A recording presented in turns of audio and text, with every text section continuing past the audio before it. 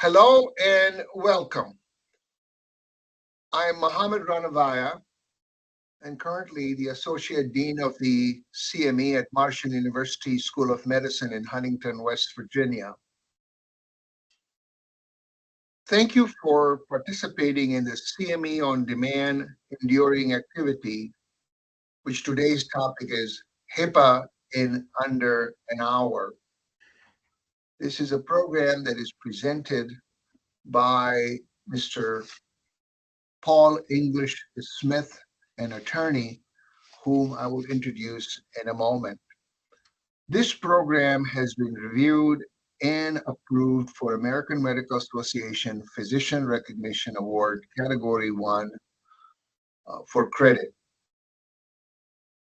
Please remember that faculty and planners did not disclose any financial relationship for this CME activity. Since no relevant ineligible companies were involved in planning, controlling, or delivering our CME activities, no relevant financial relationship mitigation was needed.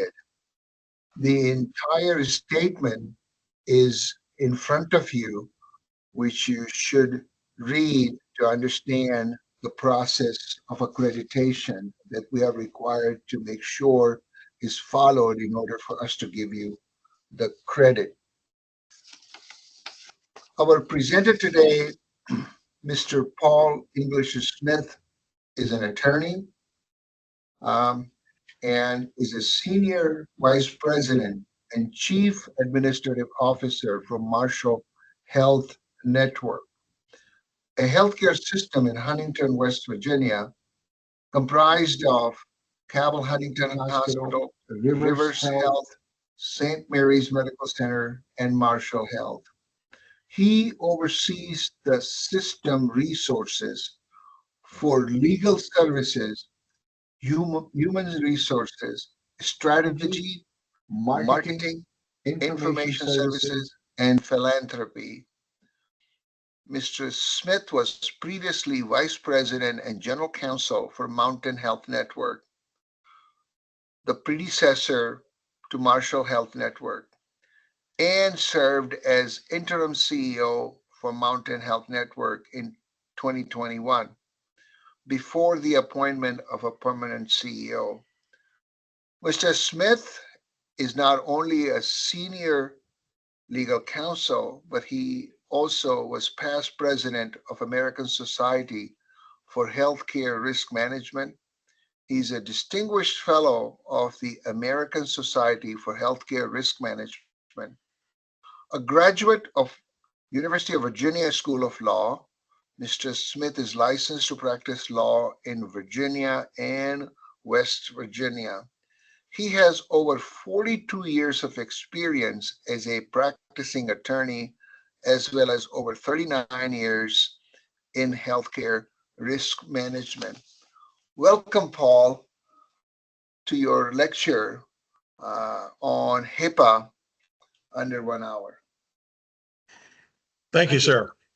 The first thing up is a legal disclaimer. As an attorney, I need to remind the audience that I'm not giving you legal advice. I'm basically providing you with information from an operational perspective as somebody who's been involved with HIPAA since it was since it was birthed back in 2003.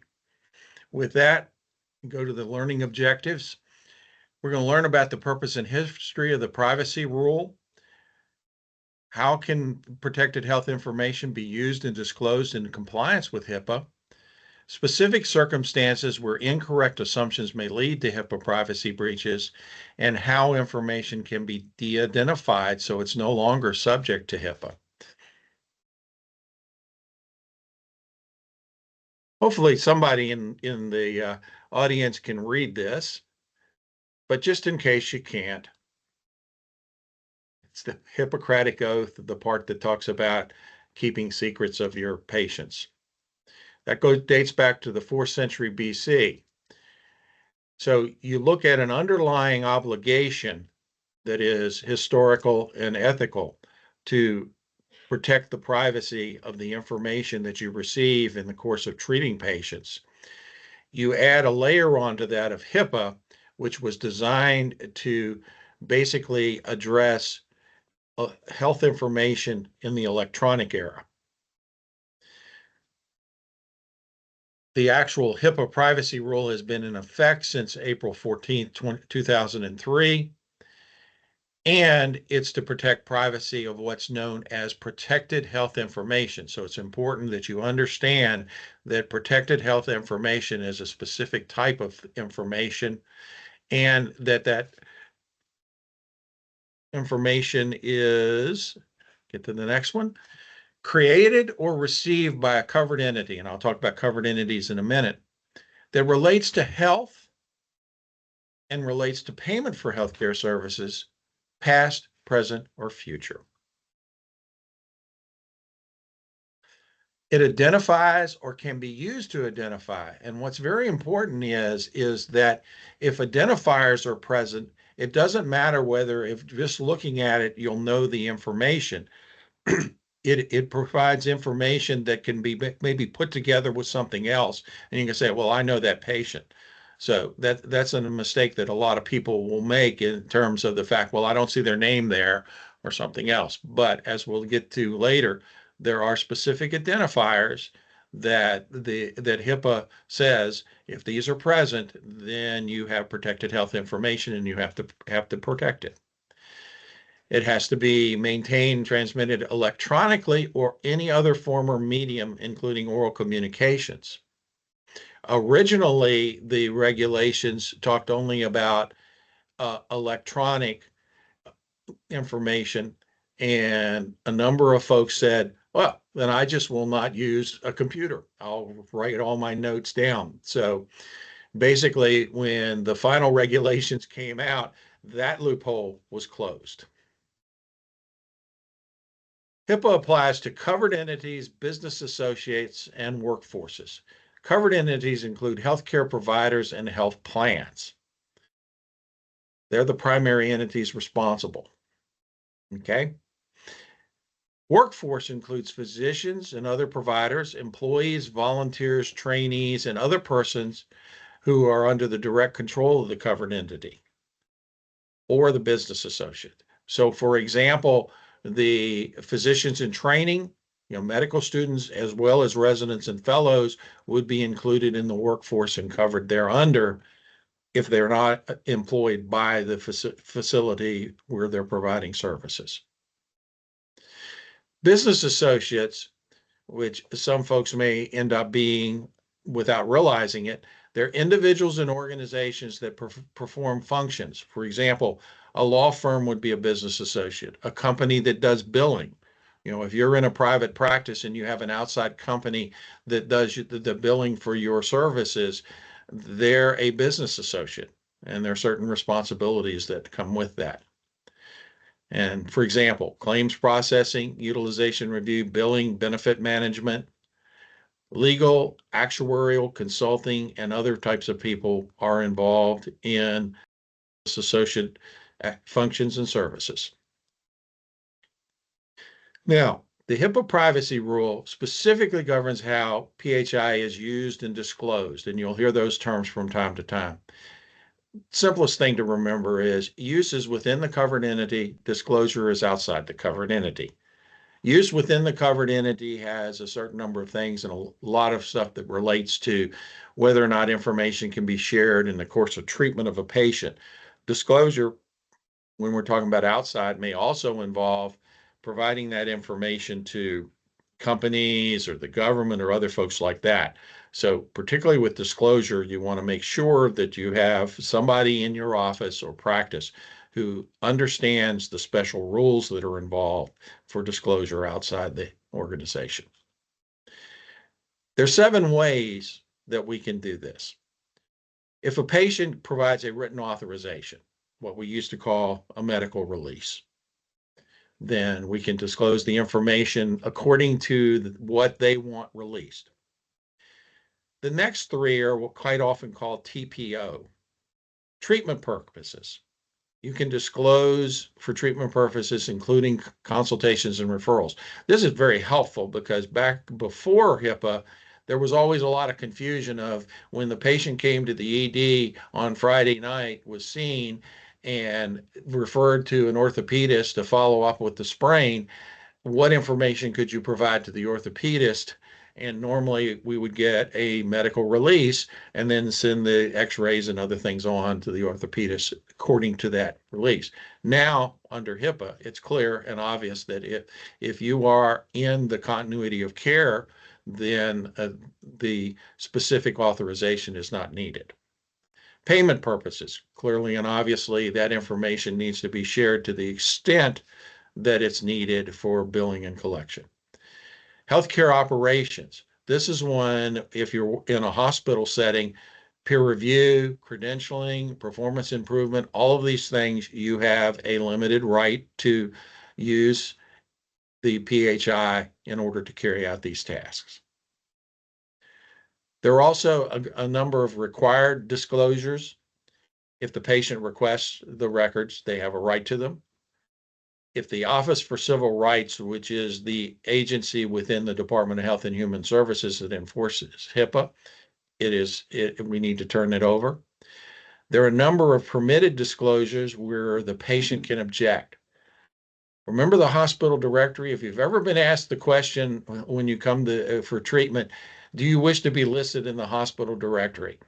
I, along with my colleagues who were involved in this, apologize for the fact that that's a weird question. But the point is what happens in order to comply with this HIPAA requirement is we basically create a binary situation. Either you want to be listed or you don't want to be listed.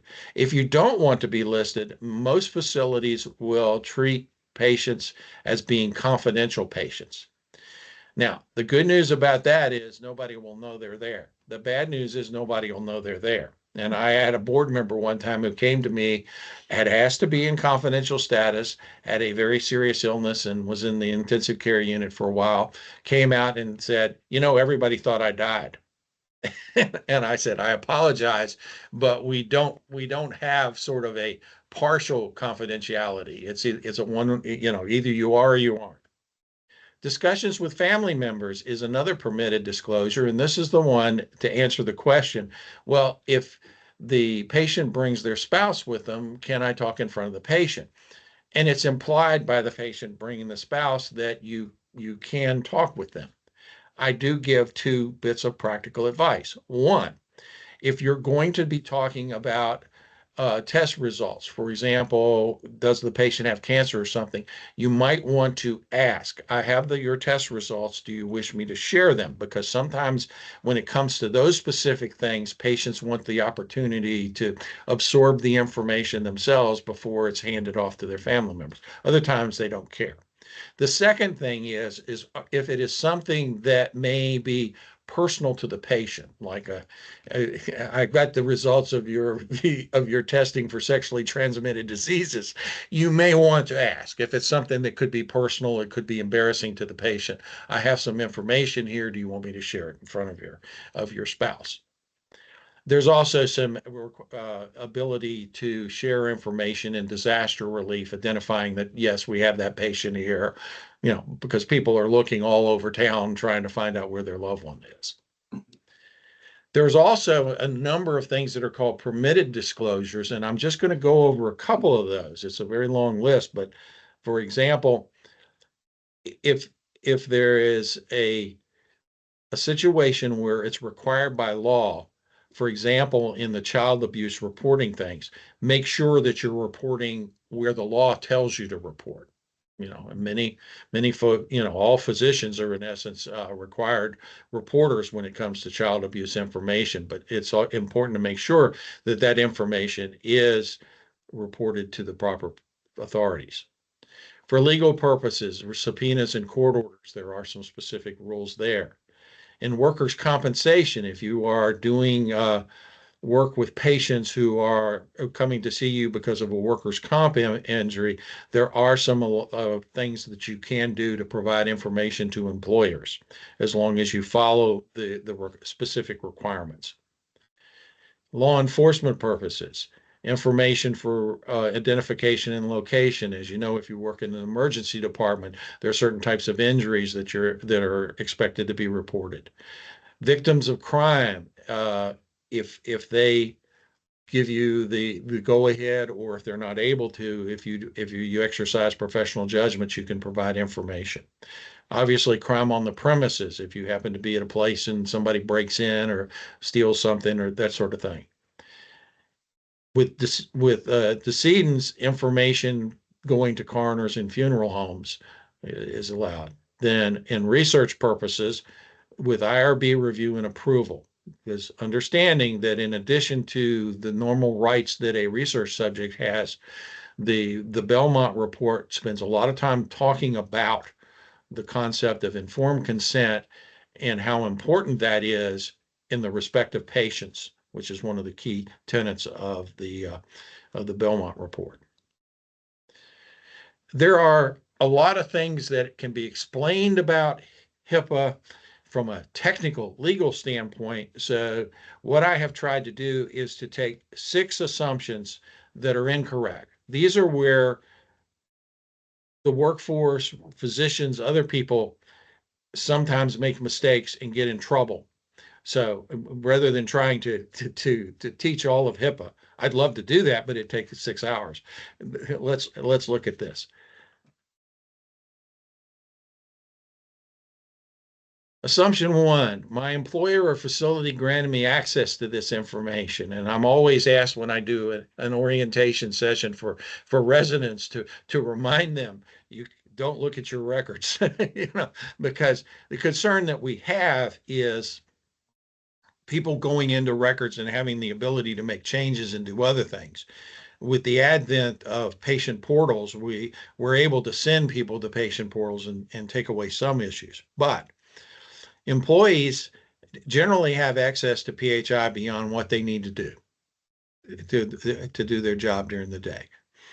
And in fact, was very difficult for me for a number of years because everybody just assumed I knew all their information because I worked in the hospital and I had a position of responsibility. But the reality of the fact is employees may have access to it, but they doesn't mean they should access the PHI in the absence of legitimate business reason to do so. For example, a colleague told me they had an employee who worked in one of the billing offices who would look at every single employee's information. And they looked at it and said, wow, this person's looking at a lot more information than any of the other people that are doing the same or similar work. When asked, the person said, well, you gave me the access. So for some people, just the fact that they have the access gives them permission. However, under most information systems that we have in place now, it's very important to, over top of the access, to say, yes, you can, but you should only go where you need to go to do your job. So it's the employee's responsibility, and I think it's their supervisor and the person who ultimately employs them's responsibility to make sure they understand to limit their access. I was only looking up information for a family member, friend, or coworker. A large number of the HIPAA potential breach issues that we get reports about relate to exes, ex-boyfriend, girlfriend, spouse, etc. There's a lot of desire to know things about people, and they are given exactly the same rights and responsibilities as anybody else. So it's important for employees and physicians to understand that just because there is a convenience factor in looking that information up, particularly in the age that we're in now, where electronic footprints are everywhere in the record, you just really don't want to do that unless you've got the proper authorization. And once again, when I get requests like this, I will refer them to the patient portal. I said, if you aren't signed up for the patient portal, sign up. It's going to give you the information you need in a form that's digestible to you. So reminding people not to access that information just because they can is important. I did not intend any harm.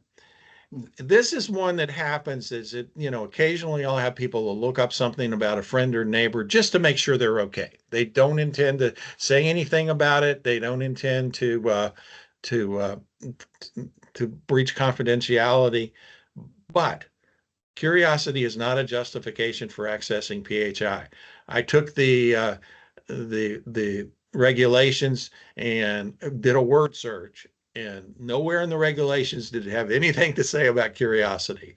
So it's very important that you shouldn't do that. And once again, you're leaving footprints. And all of a sudden, your access to that record, even though it was for a good purpose, now all of a sudden you're having to explain why were you looking at somebody's record that you didn't have a professional relationship with. My coworker waived his or her privacy rights by talking about their medical care. This happens all the time. It's the hardest thing to deal with because we want to take care of our friends and neighbors. We want to be sympathetic when they're going through this sort of thing, but it is a situation where we need to recognize the fact that it is not an invitation to look further. And I've had a lot of situations where an employee will talk about the fact they're going to have surgery, and all of a sudden, you find that people are going into their medical record to find out what kind of surgery, and that's a step too far. And also, it's important to understand when we're talking that patients have different expectations of privacy, from sharing nothing to sharing everything. And this is one that I run into quite often, where you'll have a patient who is on social media, and the assumption of the treating staff is they don't care about their privacy. But the point is, that's their right. It's their right to go on social media and talk about things. It is not our right as people who are covered by and responsive to HIPAA to make that decision for them. So we need to follow HIPAA even when it's difficult to do so. So if a patient chooses to share only a limited amount of information, that's not a justification to find out more. HIPAA only applies where I work. And this one is great because everybody who's on social media, I'm probably one of the few people in the country who's not right now, but everybody who's on social media has an opportunity to share information. The problem is, as a professional, sharing that information can get you in trouble. You have ethical and legal obligations. You have obligations with respect to your licensing and medical boards and other areas. So you do not want to use the social media platforms as a vehicle for sharing this kind of information. The few war stories, they're dated now, but they're still valuable. In one case, there was a emergency department physician in Rhode Island who basically was blogging every night about what happened in the ED that day. And unfortunately, you could take the information in the blog, put it together with the local newspaper's information in their police blotter, and get more information, I think, than the physician realized about the patient. The physician lost her job. She was censored by the medical licensing board for that. There was another situation where two nurses shared on social media a photograph of an x-ray showing something lodged in a patient's rectum. Obviously, it's medical humor, and those of us who work in the field understand that, but it created an outcry. The nurses lost their job. The facility didn't know, this was in the early days of HIPAA, didn't know how to handle it, so they reported it. And all these people came in to investigate, not really knowing what they're supposed to investigate. The end result of it was this hospital in Wisconsin. That was one of the first things that you got when you Googled the name of the hospital for a number of years thereafter. So all of their their best laid marketing plans went for naught because they were known as the facility that let out the picture of the X-ray that was embarrassing. So that sort of thing is cautious. The last one that I'll mention in this has to do with it's not really so much just HIPAA, but it also involves how you present yourself. An OBGYN, 33 years of age, had apparently gone to a course on how to use social media for marketing purposes. Was on the public side of the social media one day talking to people and complained about the fact that the patient for an elective induction was late, and went on to talk about that was the practice and everything of this patient, and people were just kind of chiming in. Finally, somebody said, well, why don't you just discharge the patient? And the physician said, I can't do that. This patient had a stillbirth last time. And it just created a lot more trouble for the physician, not remembering the fact that you're not having a private conversation in the break room. You are having a public conversation that is there and available for other people to review. And it created a lot of consternation. And in fact, this physician's story was repeated on multiple platforms, and I heard it at least twice. But just something to think about, your presence. I remember when my daughter started applying to medical school, her social media presence disappeared pretty much, and that's something people learn nowadays. I didn't use the patient's name. This is one of those situations where you need to understand that the patient's name is only one of many identifiers that HIPAA recognizes. I had a personal situation where I was at a reception. There was a lawyer in town that I wanted to meet and wanted to get to know. I respected him. He was one of the senior attorneys in that area. We were all telling war stories. Of course, in war stories, you don't tell the name, you tell the circumstances. He turned to me as I was telling my war story and I said, I know the person you're talking about. I immediately shut my mouth, slunk out of the room, and left. And I felt terrible about it. But it is one of those situations where far too often we just assume by taking the name off that we've taken all the identifiers off. And so it's an important lesson. And here's an example on the next two, this slide and the next one. There are about 18 identifiers. The name of the patient's only one, addresses, ages, telephone numbers, email addresses, the medical record numbers, account numbers, and other things like this.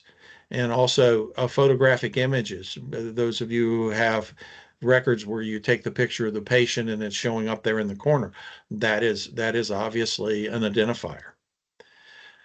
But at any rate, that gives you an example of the sort of things that you need to be wary about when you're dealing with patient information. Thank you, Paul. That has really been a great body of information that you covered in such a short time, but gave us all the very key points and hit all the highlights of the HIPAA that are relevant for our today's medical practitioner. So I have a few questions, and you have already spoken uh, about them, but I thought it will help us again underline some of the critical points. So the first question I have is, what is the harm if I look up information on a friend or a family member, but don't share it with anybody? The first thing that comes up is why are you doing it? You do not have a HIPAA compliant justification for it. In the old days, when it was a paper record, probably could get away with it, no harm, no foul. Now you've got the situation where your entry is there, and it is available for everybody to see if they need to look at it. So it does bring some risk. It's a similar thing comes up, and it's a little story about a physician comes on the unit, another physician is logged into the system, and the physician says, "Do you mind while you're logged in if I look up a patient? I just want to see their x-ray results." And said, "Sure." A couple of years later, lawsuit shows up, and the physician who had granted access via his credentials was saying, "I don't know this patient. Why am I being sued?" And it turns out that that access, that login, was in the records. Therefore, it was assumed that the physician had something to do with the patient's care, and took a little bit of time, effort, and energy in order to extricate the physician from the case. And in doing so, had to fall on his sword and say, "Oh, I let a colleague use my credentials," which is not something good that you want to have people saying. So, thank you. A corollary to that would be what about a healthcare provider, a nurse perhaps, who has access to his or her EMR because they have access to all the EMR? Can they look it up on their own records? Implication is that it's implied consent by looking up the information themselves. They've provided consent, or they could actually write up a consent if that was required. But could they do that? We take the position that if you are looking up your own information, you should do it through the patient portal. The problem is going into the medical record puts you in an area where changes can be made. And we actually had situations where people were going in and annotating notes and doing other things. So because of the fact that the ability to modify the record is so easy, we had to just simply say, don't go there. If you need the information, go to the patient portal. Okay. All right. Okay. Thank you. So the next question I have is, I have a company that bills for my practice. They want me to sign a business associate agreement. Should I? Yes, this is an important thing that I don't really talk about in the program, but one of the things that is expected under HIPAA is if you have a company doing what are called business associate functions for you, then you need to have an agreement with them in writing. And there have been a number of cases where the Office for Civil Rights goes in and do an investigation, doesn't find a written agreement, and says, under those circumstances, we're going to fine you $100,000.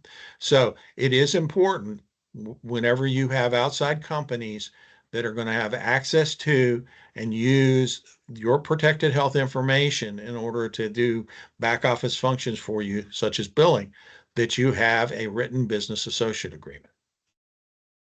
Now, I understand that HIPAA and the law has penalties, both criminal and civil, for violation of the law.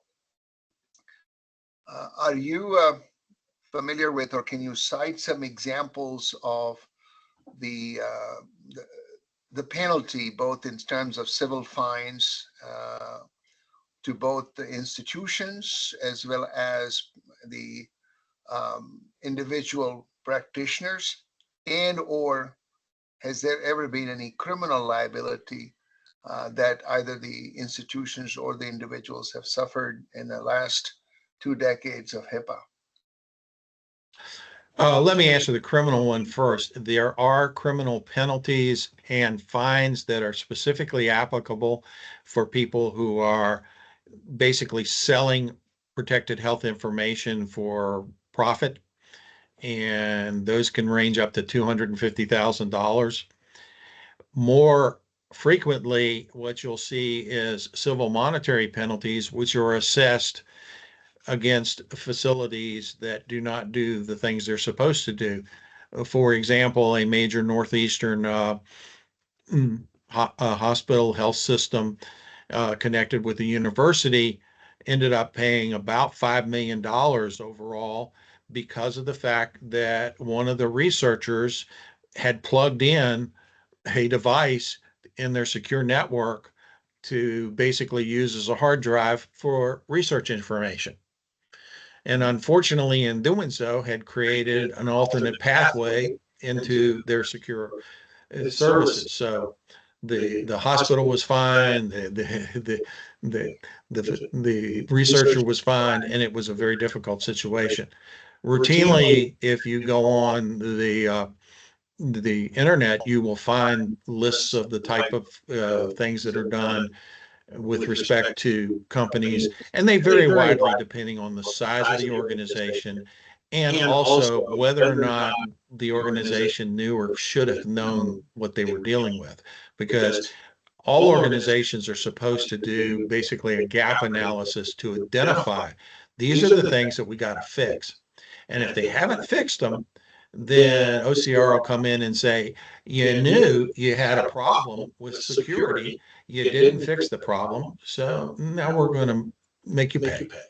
So those who have not done it intentionally, obviously folks that are doing it to sell the information, but say they didn't have intention to monetize that, has there been any criminal penalty against any individuals for breach of the HIPAA?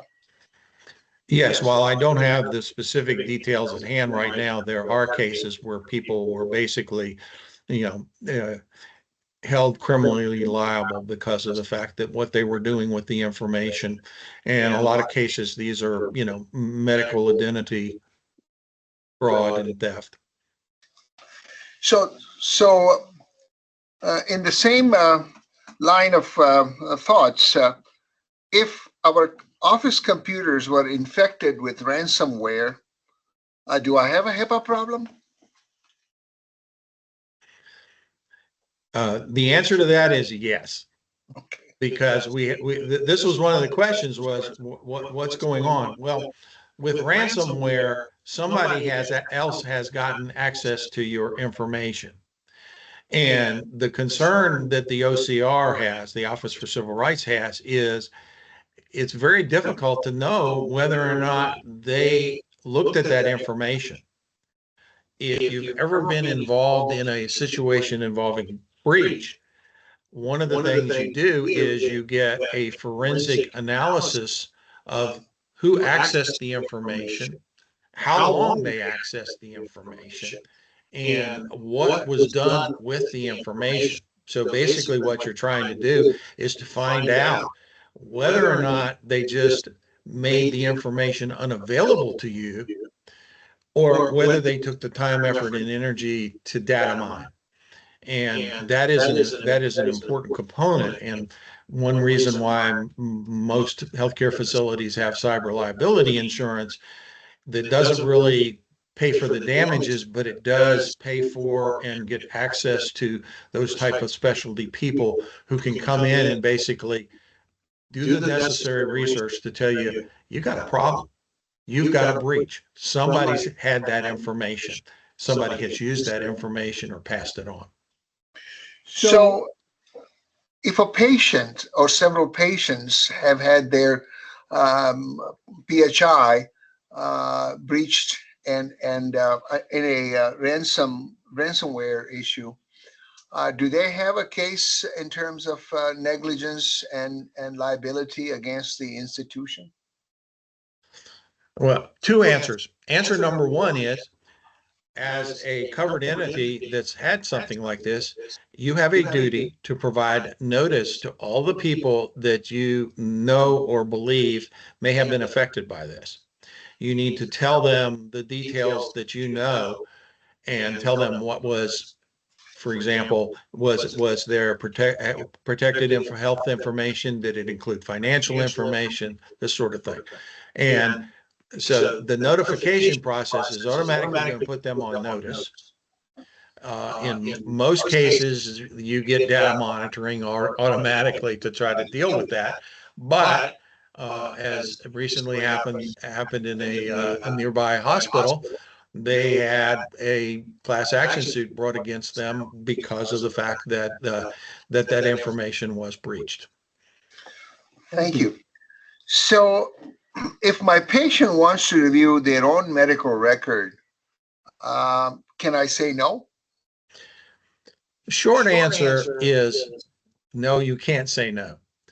If you're dealing with patients with psychotherapy notes and that sort of thing, there are some special capabilities where you can provide summaries and everything instead of giving them the records.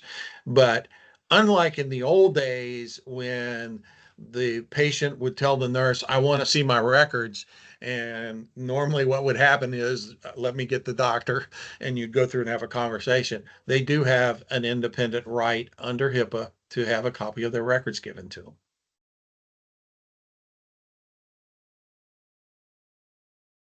Mr. Smith, I want to do research using old medical records. What do I need to do? This is an important aspect of what the institutional review board or a privacy board can do for you.